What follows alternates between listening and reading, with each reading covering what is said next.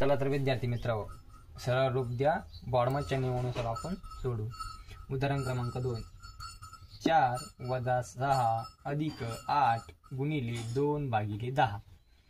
चला तर मग आपण सर्वप्रथम आपल्याला काय सांगितले, कंस आहे का नाही, चौकोनाचा कंस आहे का नाही, आपल्याकडे काय आता तिसरी स्टेज भागाकार।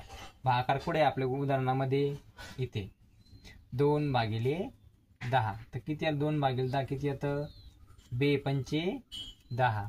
तर मग उदाहरण कसं बनन, 4 - 6 अधिक 8 गुणिले हे 5 इथे।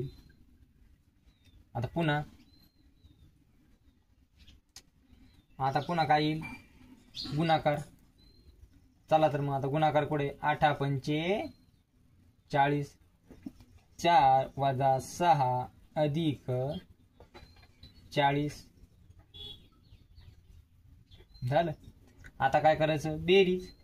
चला तर मग 4 - 40 प्लस 6 किती झाले, 46। घ्या वजाबाकी करून, बेरीज झाली 46 - 6 किती झाले, 42।